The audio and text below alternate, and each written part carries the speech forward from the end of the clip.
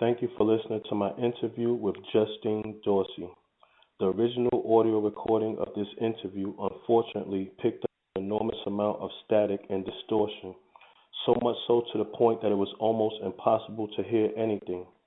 Thanks to my video editor, Izar Ahmed, he was able to save the interview by running it through an AI generated app, which then reconstructed the entire conversation and converted our original voices to artificial intelligence copy of our voices.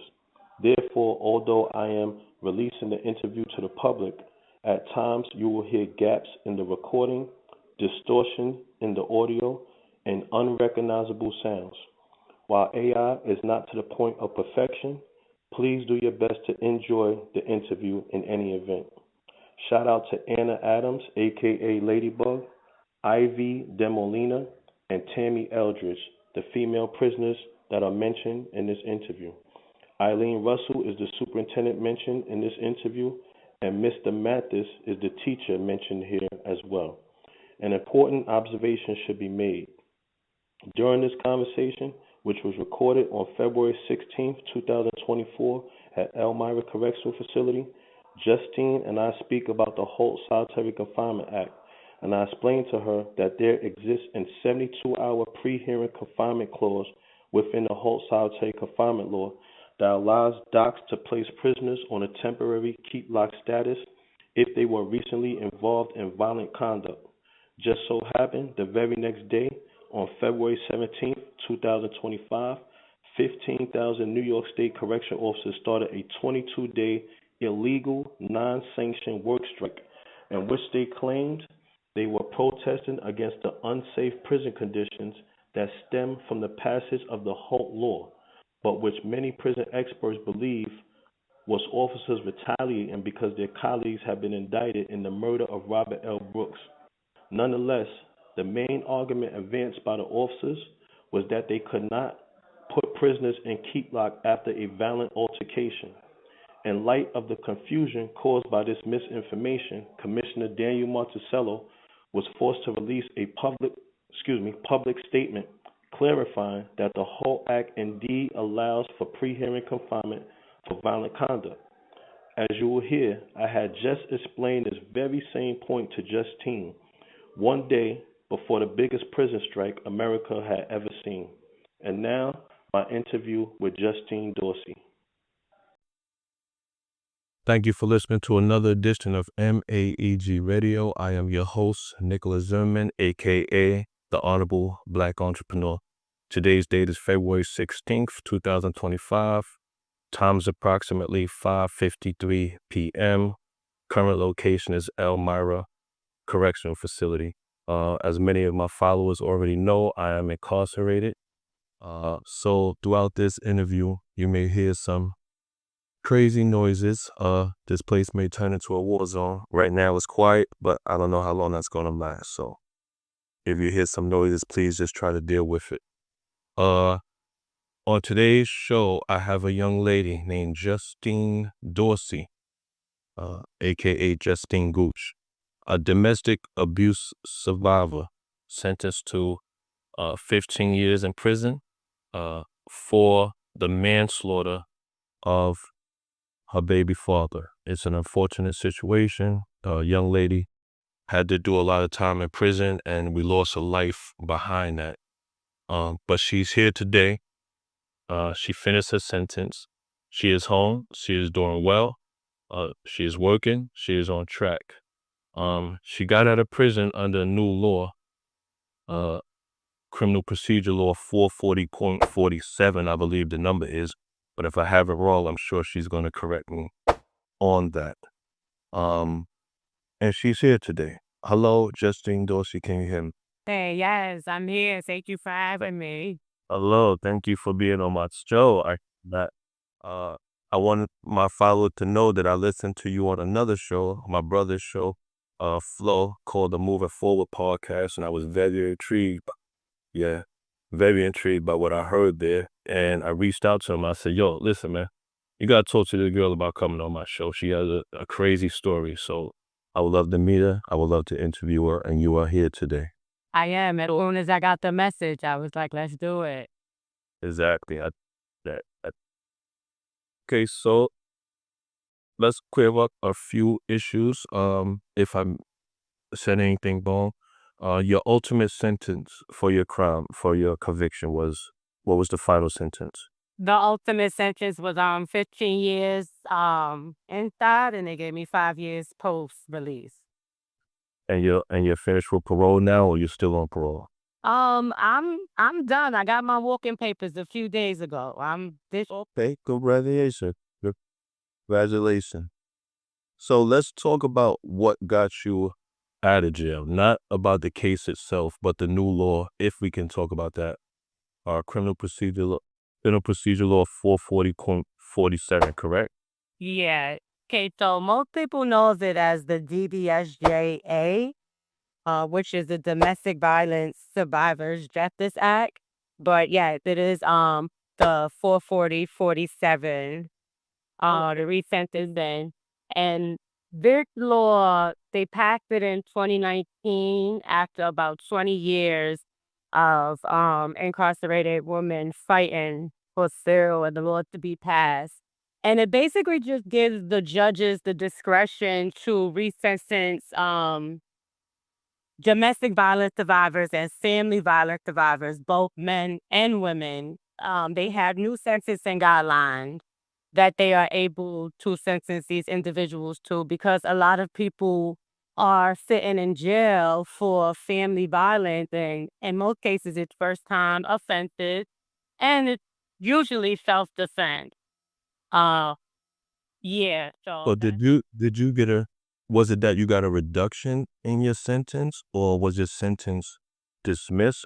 What did they give you to let well? I would resentence, yes, and it was a time reduction. My sentencing guidelines, a B felony for a first time offender, my guidelines fell to 3.5 to 5 years, I believe, or 1 year to 5.5 to 25 years. So I was resentenced to 5 years, 5 years in and 5 years out. Okay, that cleared up a lot of things for me because I was wondering, how did this law work? How did they apply it? So I got a couple questions about this. When you're brought back down for resentencing, do they look at your disciplinary history in the prison while you was in prison, or is that irrelevant at that? No, no, no. The disciplinary is very, very important. I watched maybe 2 or 3 women be denied by their judge because of their disciplinary records. That is very important, because if you are accused, if these people are saying you're a violent person, or you need some type of rehabilitation, whether it's mental health or substance abuse or whatever, and you get in prison and you're showing them the total opposites, they have no reason to resentence you because they don't have to. So disciplinary is very, very important. Okay, so it's not just about the background of domestic violence; it's also about what you was doing while you was in prison. Yeah, absolutely. Okay, and also programming. Do they look at that? High school diploma, going to program. Do they look at all of those things? They look at everything. Yeah, if you were required to get excuse me, your GED or whatever, and you did not do that, that won't look good for you. They look at everything. Yeah. Okay. Okay, what prisons were you in when you was upstate? I was in Bedford Hills for 6 years. I did 6 years in Bedford, and my last 2 months before I was resentenced, I was in Seconic, which is a medium right across the street from Bedford Hill. Okay. Um, which just brought me to a question that I didn't realize. So you did a total of 6 years and 2 months, or something like that? I did 6 years in the state. I was on Rikers Island for 3 years. So let me ask you this: since I don't know if you get answer this question, but since your sentence is now 5 years, can you sue for the other time that you did past the 5 years that you shouldn't have been incarcerated for? No, no.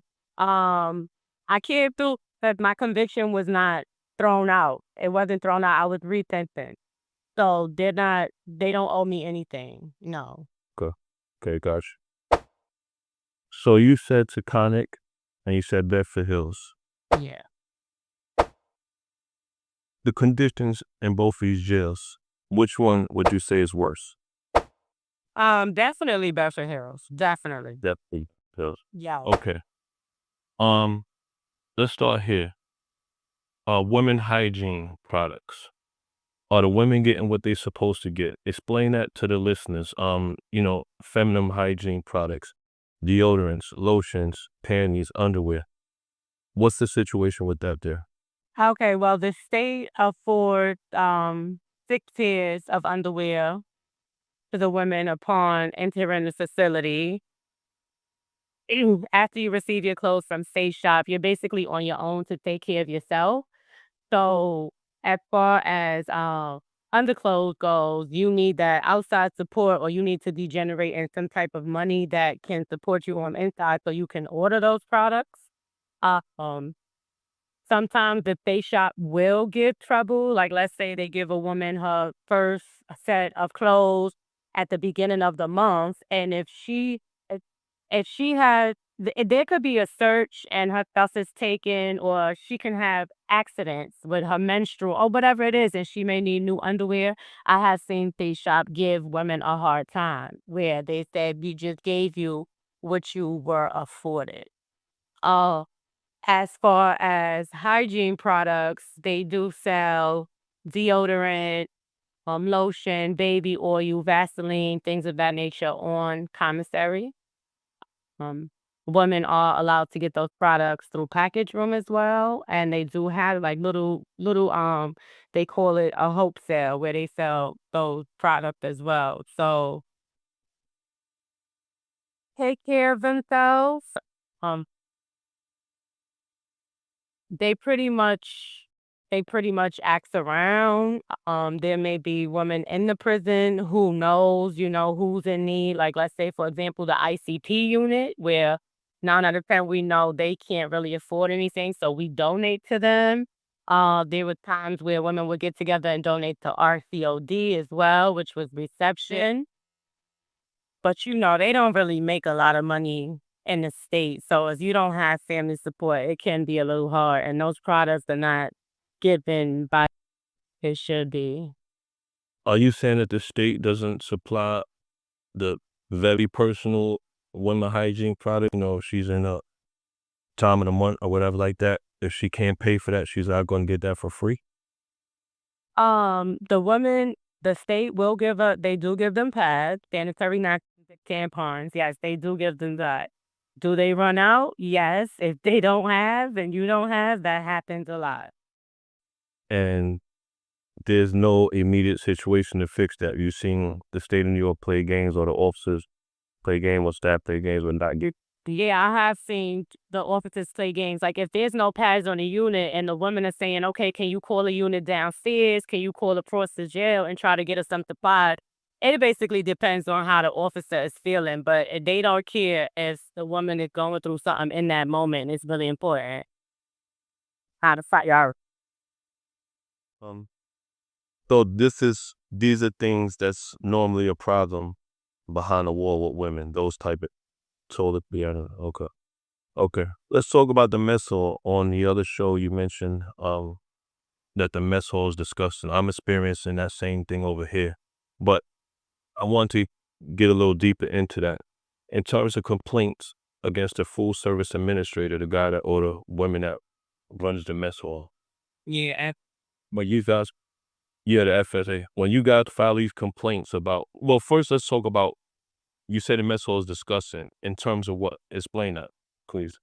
For one, inside of the mess hall, there's roaches inside of the mess hall. I worked in the mess hall, so I've seen it for myself. How long have you worked in it? How long have you worked? When I first got to the jail, probably about 3 months, maybe 2, 3 months. My back is. Yes, Bedford Hill. But it's not the cleanest. They try their best to keep it clean, but like I said, we do have the bugs, and then there was the inmates who are not that clean, women talking over the food, just being very unsanitary with things they do, as far as touching the push cart with their gloves, and then coming and serve. Just not mindful of things like that, you know? Is that is there an exterminator that comes around once every 6 months or a year or anything like that? No. When I was there, we waited a long time for an exterminator to come exterminate the shower. No, they may say they sending them, but Oh, no, no. but you never seen one and never heard of one. No, not often. Maybe once in the blue moon. No, not as Oh, that could have been.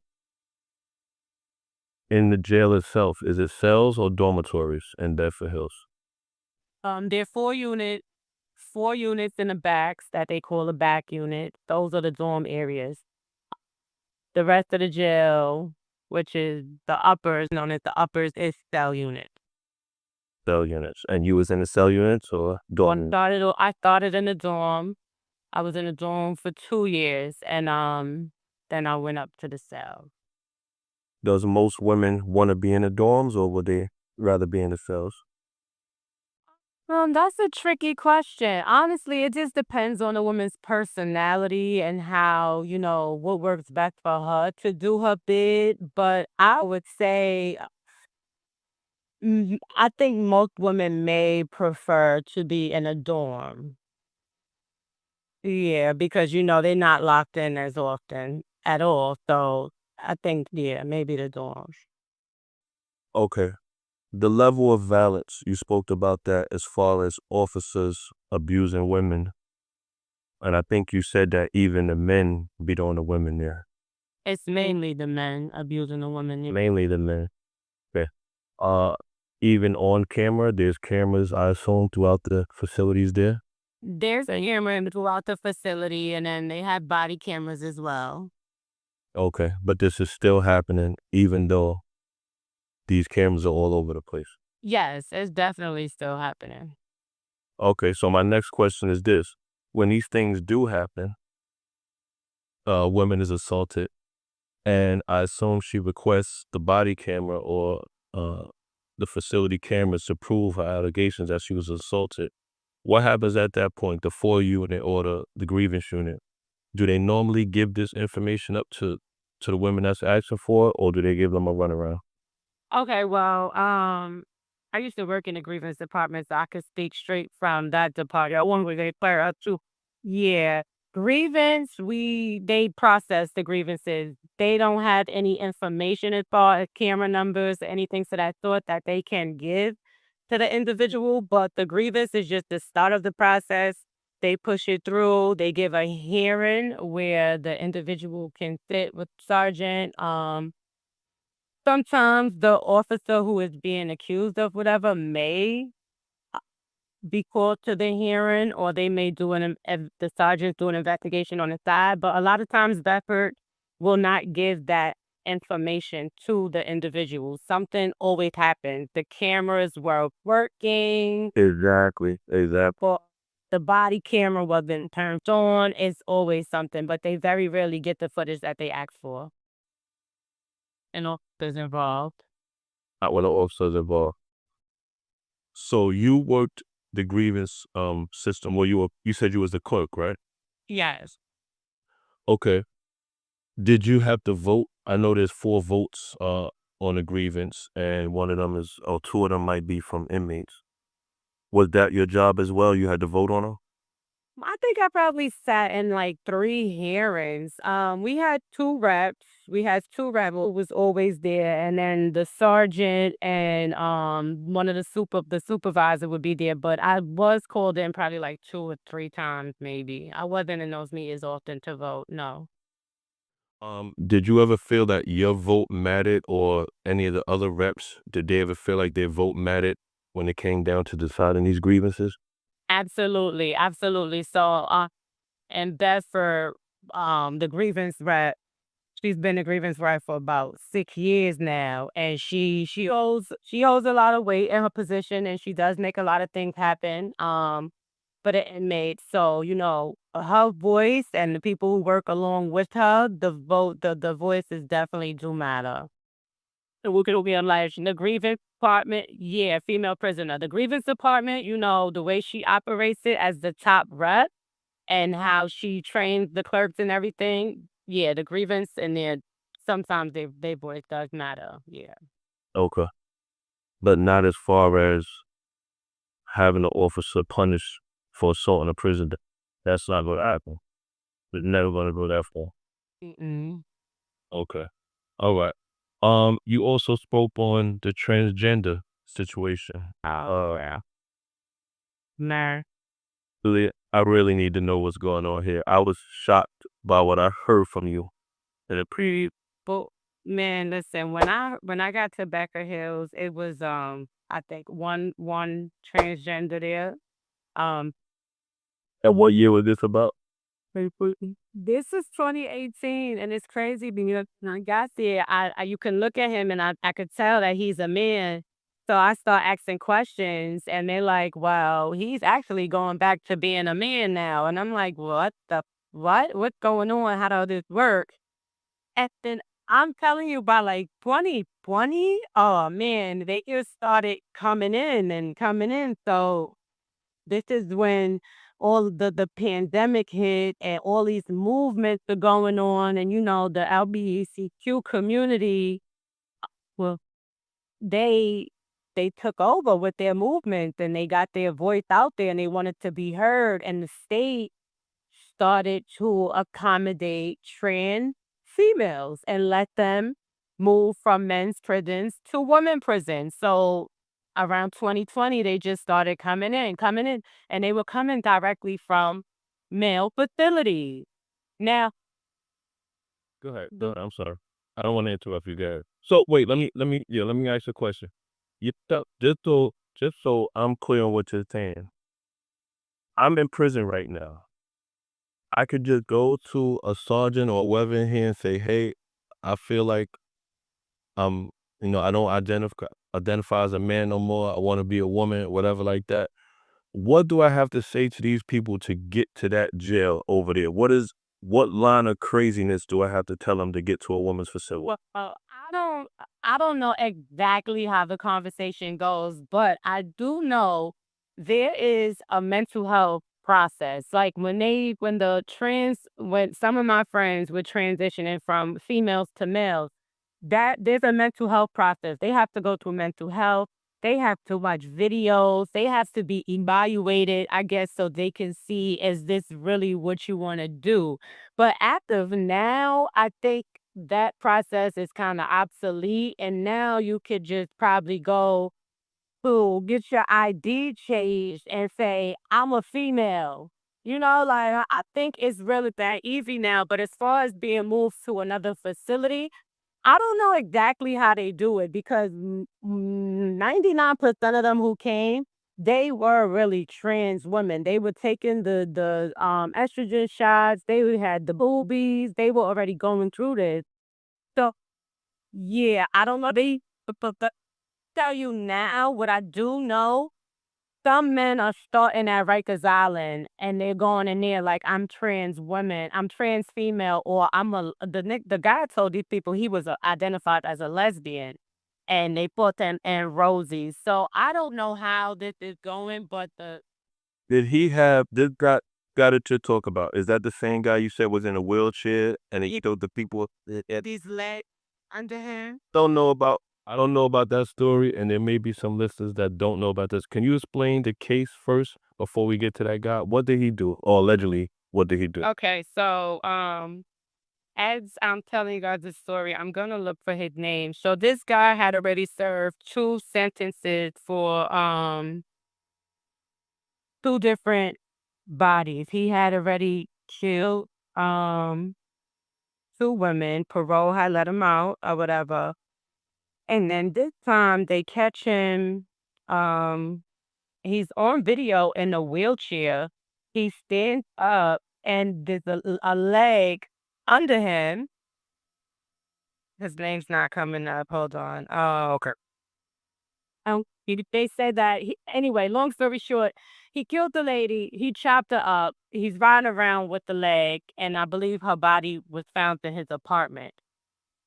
Is he from what borough was he from? Do you know? Or where did it happen? Do you And in Manhattan? Okay. mm-hmm. This is his wheelchair. Yeah, I found him. And I'm looking for his name for a reason because I'm gonna tell you what he did. So his name was it's Harvey Marcellin.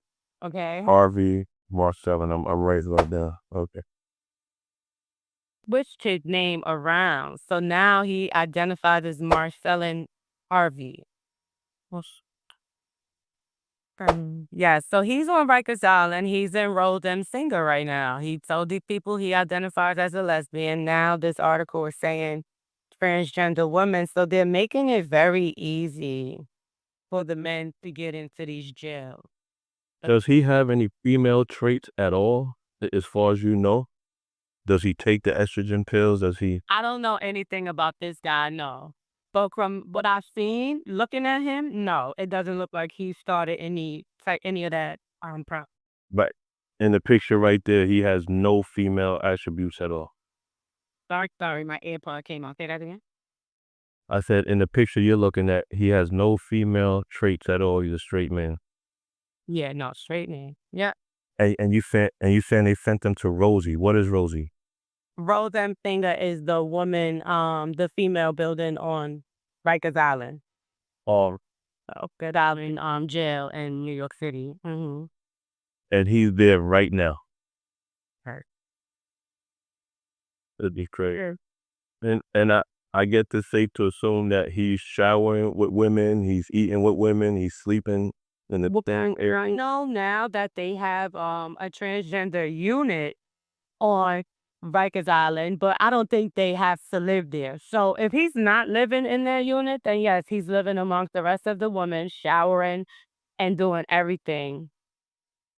So how was it for you in your facility when you was around these people? Did you see guys that had the same attributes that he has, full male attributes, no female attributes in your facility where you was at?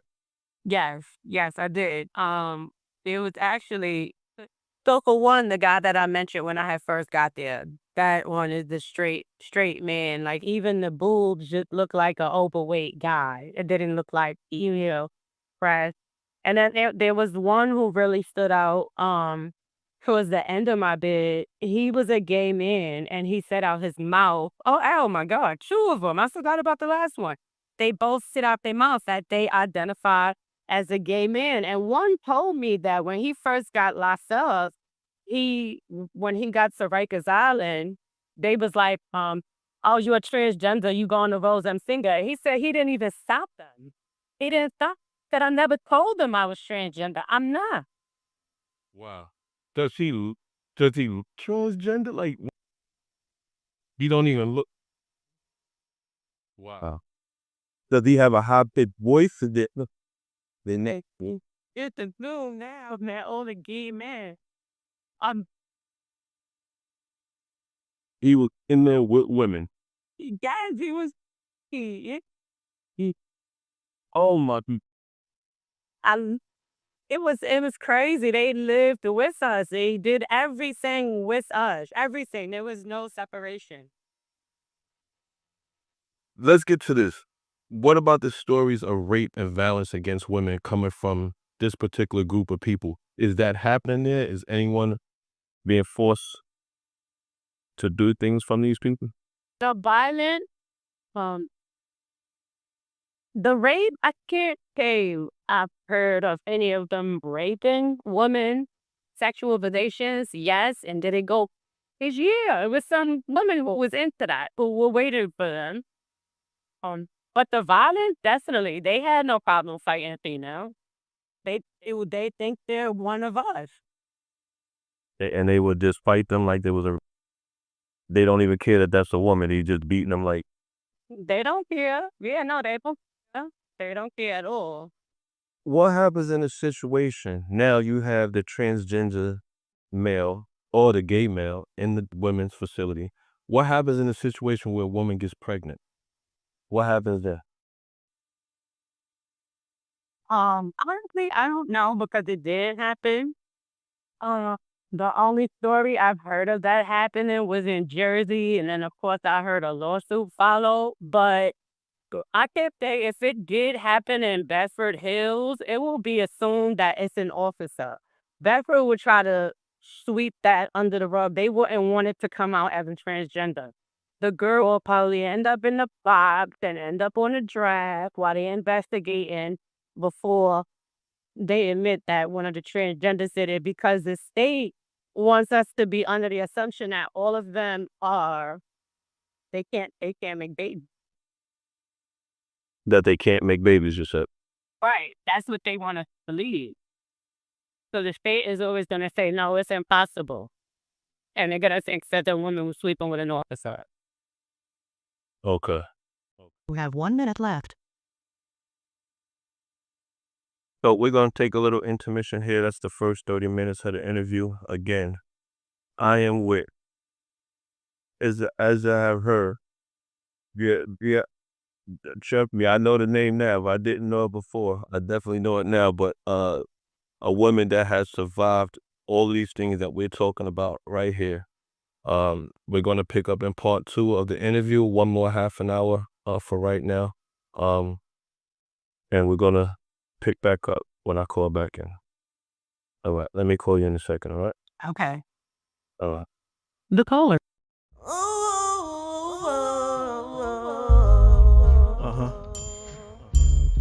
B. Simmons. Come on, baby. P. Don. So for real. Oh, my baby. Yeah. I thought it was over. Yeah. Just started. What? Yo, she was in East New York, Bed-Stuy, Brooklyn thing. Still rocking nameplates and 3-finger rings. Hopped out the range without saying a thing. She just rolled her eyes and wouldn't tell me a name. She said, I'm not impressed by the money nor your fame. And if I'm with you, I'm in it for long range. I can really care less about the ice in your flame. And once you quit the games, you could give me a ring. So we're back on the record with Justine Dorsey, a.k.a. Justine Gooch. We was talking about her experiences during her incarceration for the crimes that she was convicted of. Okay, so let's move on to something that is sweeping the state of New York right now and seems like it's sweeping across the country, the lack of programming in the New York State prison system. I know you spoke on it briefly with Flo on the Moving Forward podcast. Let's get into a little more in depth over here. So here's my question to you. Here's the main question I have for you. I know what I'm seeing over here, but I don't want to lead you in any direction. The staff, New York State Department of Corrections or the staff themselves are claiming that we're short-staffed, that we can't run programs and you can't run recreation and we can't do this, and people are locked in their cells for like an hour. They only come out for an hour a day. The remaining time they're in their cells. On your end, in the women's facility, can you verify the short staff allegations? Do you believe that they're short staff? Do you see officers just sitting around not doing nothing, teachers sitting around not doing nothing? What is your opinion on that? I can absolutely say they are short of staff, and the staff that was actually coming to work, yeah, there were plenty of times we caught them sitting around doing absolutely nothing when they could have been on a necessary post, such as law library or in a school building. Okay. And these are officers or civilian staff you're talking about that's sitting around not? These are officers. Yeah. As for the civilian staff, they need to hire civilian staff. That's the issue. The pandemic really messed up a lot of things. A lot of staff members left during the pandemic and they never came back, and those programs were cut. For example, the general business vocation was cut. The horticulture vocation was cut because there was no one to do it. And then when these issues were brought up in these meetings to the administration, they were telling us, especially one person who was always saying it was the Zephyr program. Oh, we're working on hiring some people. We're working on hiring some people. But so they went so long without programs and they're still going without programs. As far as the officers, a lot of officers retired and a lot of officers died during that pandemic. And because of the family condition, they didn't some didn't return to work. So yeah, there's definitely a shortage of back in back. So, are the female prisoners being held in their dorms or in their cells for the majority of the day, or they only get a 1 hour rec and then they return into their cells for the remainder of the day? What's going on with that? No, so they're not locked down in their cells throughout the day. No, only for count times or whatever. That's it. So if they only get 1 hour of rec instead of like three different options of rec, then they hang out on their unit. They can be on the unit. They're probably at school. They're probably in the gym somewhere else, but they're not locked in. No. Okay. But there's just no vocational programs, but they're allowed to go other places, like more recreation. Yeah, the only programs they have in Beverly Hills right now, they finally did reopen horticulture after I think I want to say maybe 4 years. They finally reopened horticulture. They started a CDL program, but that CDL program was very, very limited because their requirements you had to be going home in like less than 2 years or something, and that's a max security prison. So a lot of women didn't qualify for that. They do have Cosmo. Cosmo did not close, but the print shop closed, general business closed. So yeah, still kind of location. What about school? What about school? GED or college? The GED program, they have teachers. The GED program is always running.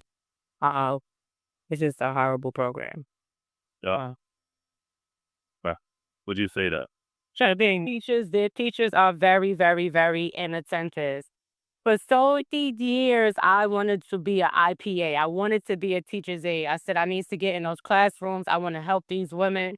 When I finally got in it, I think I lasted for 7 months before I took myself out of that program. And it was because of how the teacher was teaching or not teaching and how he was treating those women. If you have a woman who's been in your class for 6 years, this woman has worked on patient, there's an issue there. So now I'm in the classroom every day and I notice that he's giving them the work and he's expecting them to figure it out on their own. Adults don't learn like that. She's 30 something years old. If she hasn't been learning, what makes you think she's going to teach herself?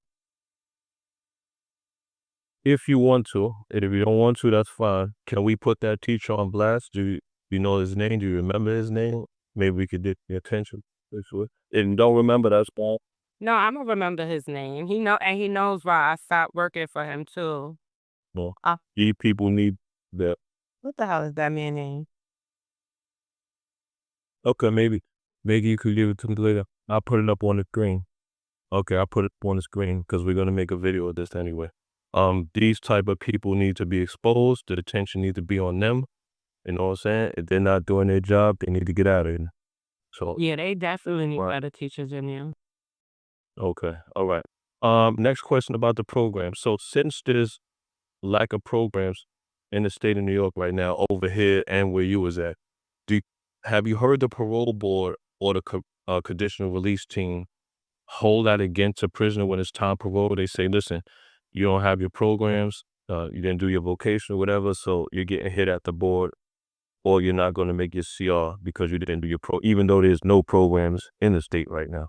Yeah, that does happen, and a lot of women has that fear of, not making their board or their merit because they're on a list for ASAT or ART for so long, and all they're being told is you're on a list, you're on a list. Now, there I have seen in some cases where I guess, admin will vouch for the individual and let the people know like she's been on the list for such and such amount of time, but she can't get into the program and maybe they'll be like, okay, you could get a pass this time. But in many cases it has been a problem. Okay, all right. And you seen women actually get hit at the board for not having the programs, even though they've no program. Wow. If you do in the future come across those names, I would like those names as well. I would like to do as much advocacy I could do on this end for them. Couple more questions here. Prisoners Legal Services. Let me explain to the public what that is. Prisoners Legal Services is an organization that provides legal services to incarcerated individuals, whether it be for their case or for lawsuits or constitutional violations that happened against them while they was in prison.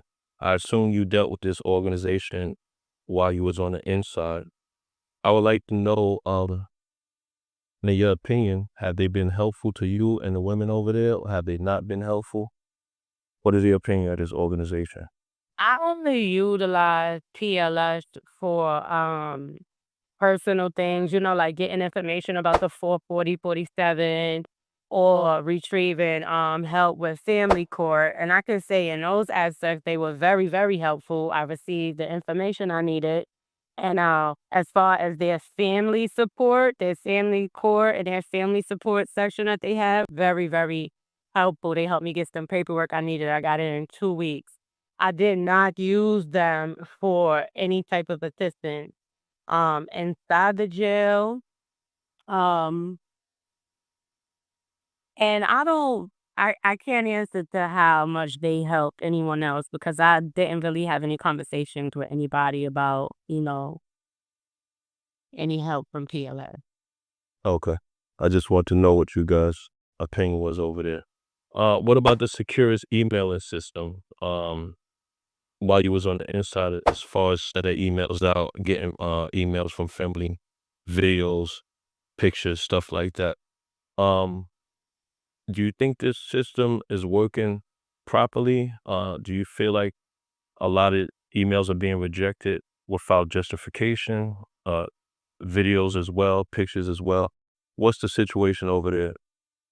mean, Jail you. I think it's a very good communication system. However, it's not a pilot program anymore, and Securus needs to get it together. Um, And there's always so many glitches. A lot of family members, they lose money for stamps, sending out emails that don't ever go out. They do send you those responses and let you know if your email is censored and why it's censored. But I think in those cases, the stamp should be refunded. Those are make these people lose their money because it's billions of dollars going into Securus and Oracle. They need to run it a little better. Yes, they do censor and reject a lot of things for no reason. Or if you don't, The do I have a person's name, do you ever see the person's name that actually rejected the email? Like the lieutenant's name? Or, no, they don't tell. So you will have to know who's in that department in your jail. I forgot what they called it. Media something. yeah, media review committee. Yeah, you have to know who it is because Securus is not going to tell you. Okay. All right. Are you given the option to appeal the rejected email? Mm. What they tell you? They tell you, once they tell you it's rejected, they just tell you it's rejected because it does not follow the guidelines. They'll give you a reason. They'll say obscene language or soliciting. They'll tell you why, but you can't appeal that. You just take that law. Halt Solitary Confinement Act. This was the act that was passed by New York State legislators to eliminate solitary confinement or excessive solitary confinement in New York State. How do you females, or how did the women feel about that over there? I know you mentioned that because there's no more keep lock, there's a lot of violence in the female prisons. How did that affect you guys on your end? This topic is always like a double sword for me. So a double-edged sword. So I don't want anybody to be locked down. The keep lock thing, I don't want for nobody to be locked in a cell all day unless they go into programs or whatever. But however, it happened in Bedford Hills at the wrong time. And I say that because it was the middle of the ending of the pandemic or whatever. Everybody's head is everywhere else. Everybody was locked down. Women are angry. Women are frustrated. Women are sad. And it went crazy. It went crazy. And the only thing that really became a problem is that if you get into a fight and they don't send you straight to shoot, you go back to your unit, and then on the next movement, you and this bitch, y'all want to fight again So it's making everything worse for everybody in the jail because they're trying to move around. They're trying to get on the movement and go to their programs. But the officers, the shorter staff officers who forget that they work in a maximum security prison, it becomes too much for them. So the jail is shut down. Nobody goes nowhere. Nobody goes to movements because the fights and the alarms is running all day long. So I mean, it's like, no, I don't want you to be locked down. But the way them women took it and ran with it, it was like, yeah, but you need somewhere to sit for a minute so we could go all around of the day. Well, and it got so much worse because they got to that RRU, and then now they not the shoe is not what it used to be. They not locked in all day. They might be out more than somebody on the unit is out. And when you say, so that we're clear, when you say shoe, we're talking about the special housing unit, solitary confinement unit. Yes, and then you is the new rehabilitative unit. I can't remember you with the first stand for residential rehabilitation unit. I'm actually there right now. As I speak to you, I'm here. So I know exactly what we talk. I know you getting the programs out. They get to watch movies. They get content so they don't care about going. But it just put the jail in the uproar. They took the keep lock and then put the jail in the uproar. But like I said, I wouldn't want anybody to be locked in. I just feel like maybe they could give back PHC and that will bring a little calm to the jail. Let her sit down and realize, like, listen, you shaking up the spot. It's unnecessary right now. We short of sass and things will run how they need to run, but it just caused so much confusion in the place that it's crazy. So let me ask you this. Even under the whole Solitary Confinement Act, you have what they call the 72-hour cool down period where, like you're speaking about, a woman gets into a fight, even though there's no keep lock, they can hold you in your cell for 72 hours until cooler heads prevail. Is the state of New York not using that over there? Or do you feel like it quickly? No, that was the part of that.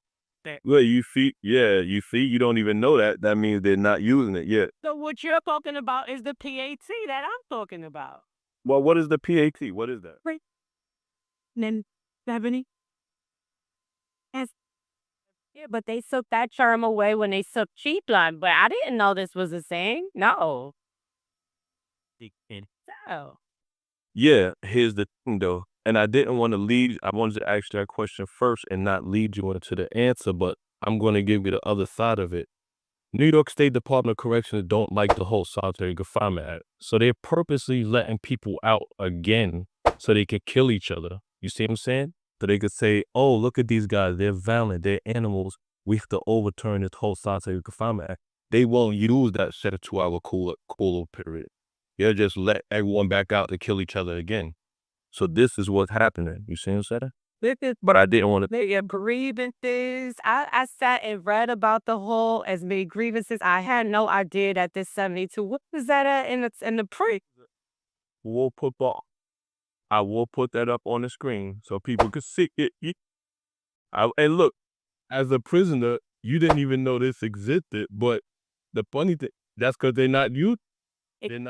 The down that will give the woman the opportunity to cool down and get her mind right. And they let them tickets build up. Okay, you fought. You came in the next movie. You did it again. You did it again. Now you're going shoot. But you gave her the opportunity to do that. Exactly. And they're not giving the women, they're not giving the opportunity over here either. They just let you right back out to kill each other. So this is all by design from the superintendent. I want to tell you about this too. I would love to hear. Go ahead. So the superintendent during the pandemic, she took the pandemic and she kind of switched things up in the jail with the pandemic. So the upper unit's the cell unit, and then the back unit the dorm unit. So it's two different areas, but everyone is together on movement lines. Everyone comes together at some point. The back unit, they have to come through the upper unit to get through the jail. The upper unit do not go to the back for anything. It's separated. The rec unit, the rec option. So the back units, they wreck by themselves, and the upper units, they wreck in the upper yards by themselves. This started during the pandemic. For safety measures, okay, they accepted that. Cool. Once fully precautions were lifted, she left it that way. And the population is like, wait a minute, this is deliberate segregation. What are you doing? Uh-huh. It's so true you mentioned that. So funny you mentioned that. We're going through the same exact thing in the male prison. Think no different. It's actually worse. Sometimes you may only have like one block in the yard at a time, or one company in the yard at a time. You may not even see no one else in the rest of the jail.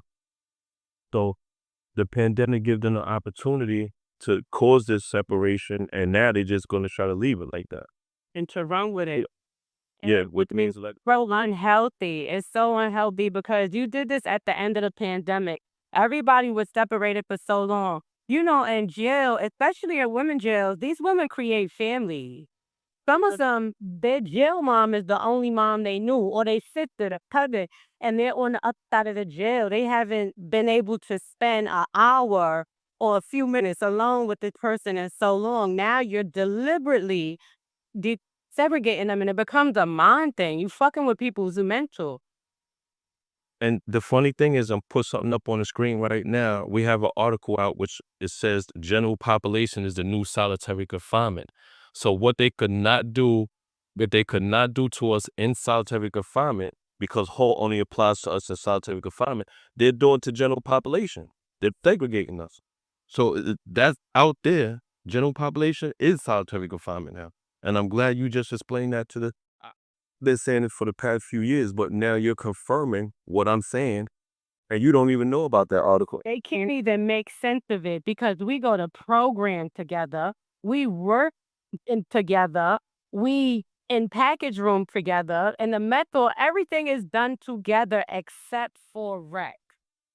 Oh, make it make sense.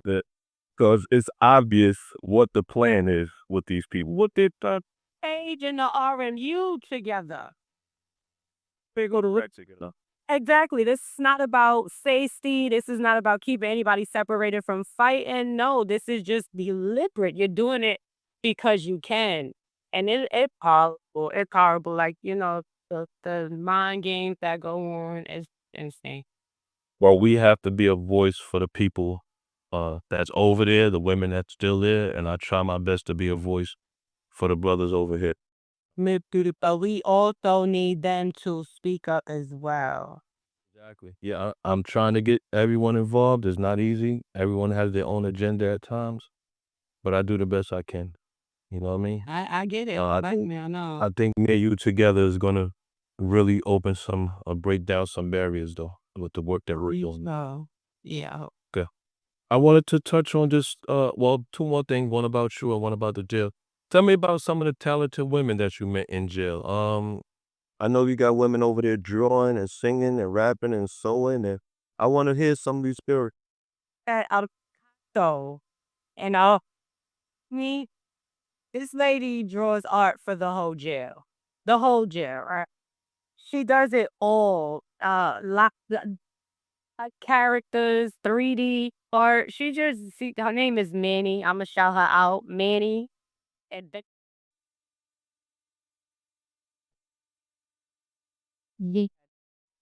Manny. Everybody knows who Manny is. She is Picasso. And then we got EVA. You know, this the RTA program, rehabilitation through art. I thought somebody haven't come out of all of those women. So I'm gonna just get a big shout out to all of the women who put themselves in those programs, who do play their talent and let that talent out. So yes, I have met drill artists. I have met very creative rappers there. What about singers? You see? Yes. Funny thing. Oh my God, Ladybug. We had so many singers in the place. So many. They love the thing. We have to get their names before I finish this video. We'll put it up on the screen so everyone can get Manny's real name. And anyone else that you feel got talent, we definitely want to bring some attention. we're gonna put their ID numbers up there so people can reach out to them. You know what I mean? Niche can make A lot of paddle, wood, poetry, women, they're writing book. The crochet thing right now is a really big thing. I mean, I'm wondering from never let them have like, their own little organization scales. They do it the right way.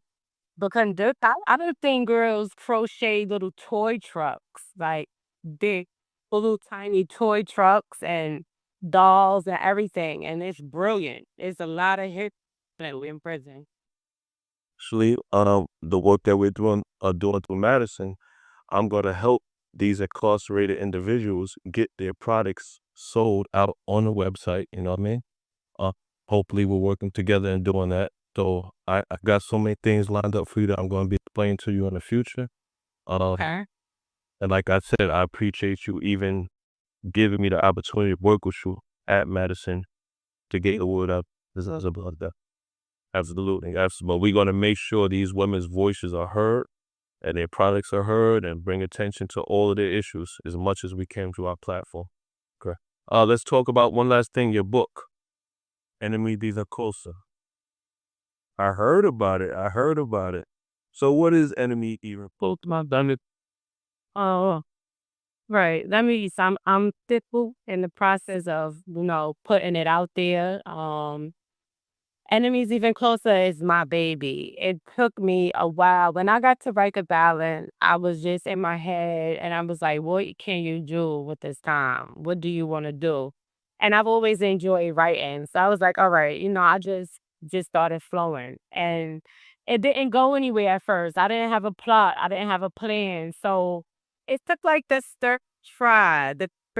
And then I used to just sign up for Law Library. And when I would go in there and do research, I would also sit at that typewriter and just type it up, type it up. It took me 5 years to finish it. And it's a story about deception and betrayal amongst best friends and family.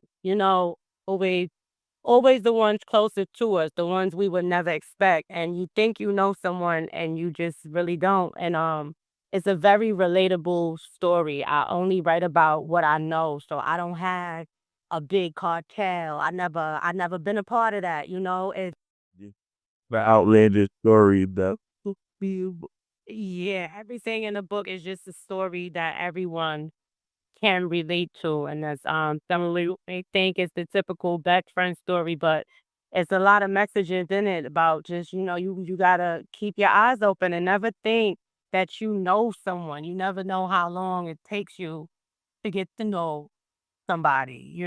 there is a saying that goes, people change every 5 years. So I'm telling you. person who they was 5 years ago, they may be worse or they may be better, but they're definitely gonna change in some type of way. Yeah, and your so-called friends, they have a way of pretending to be a friend, but they really be undercover haters. They close to you for all the wrong reasons. The motives, the intentions are not good. Exactly. I agree. Not good. Yeah. So it definitely is a story, but once it's out there, we're gonna double back and we're gonna talk about it again, and we're gonna Definitely. yeah. Will push it much as I possibly can. I will promote that with everything I have in me. If you ever need my help or support, as you already know, I got a few books out myself. So if you need my help any type of way with your project, I'm here for you. Swanky.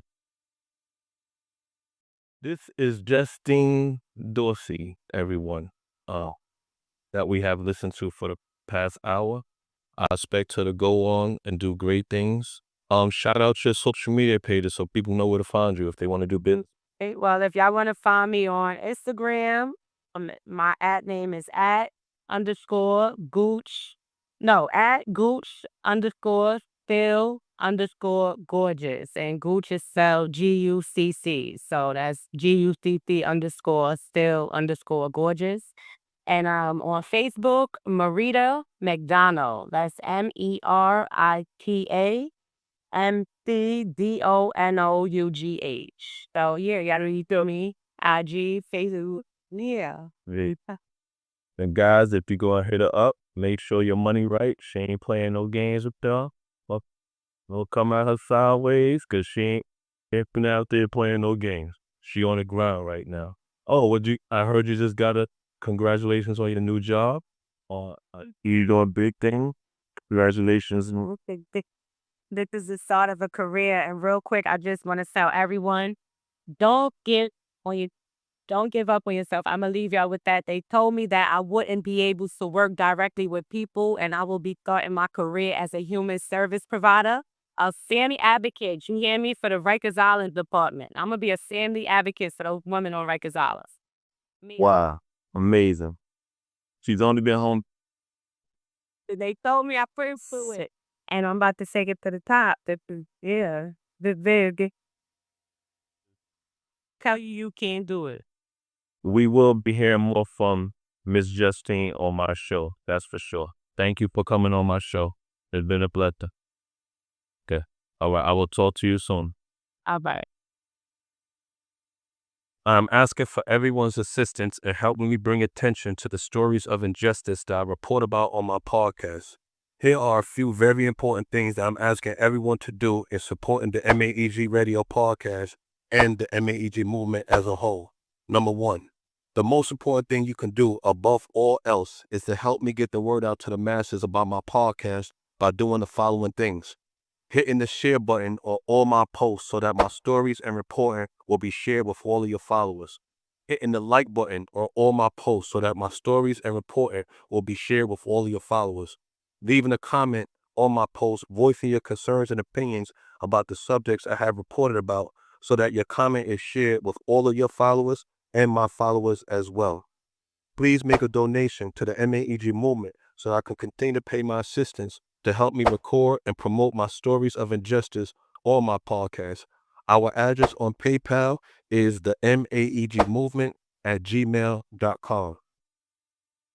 Please purchase a copy of my book, My Side of the Story, The Investigation Part 1, and my album, Puz Pacino Presents New York's Illest, available on all digital retail sites, as all profits from these products are donated to the Free Nicholas Zimmerman campaign. Please be sure to visit my main website to stay up to date on the progress I'm making with the MAEG movement at freenicholaszimmerman.com, Madison Avenue Entertainment Group.com, and thefocusmovement.com. Keep in mind that focus is spelled FOCIS. Attached to this podcast, you will see hyperlinked email addresses to the governmental officials that have the power to investigate and seek justice on the issues I address on my podcast. I ask that you email them and attach a copy of my podcast to your email so they can listen to the podcast. I also ask that you voice your concerns, opinions, and questions to these officials in your email and request that they investigate and prosecute any person that is responsible for violating the civil rights of any other person. If you would like to become an investor in our parent company, Madison Avenue Entertainment Group, please visit our crowdfunding website at www.MadisonAvenueEntertainmentGroup.com/investinMAEG. And lastly, anyone who wants to contact me directly can do so by creating a prisoner email account, jpay.com. That's jpay.com. And adding my name and ID number, Nicholas Zimmerman, 02A1663, as your contact, and you will be able to send me an email directly to my tablet. However, please give me 1 to 2 days to respond to you, as our messages are not instant and must go through a screening process. Thank you for your support.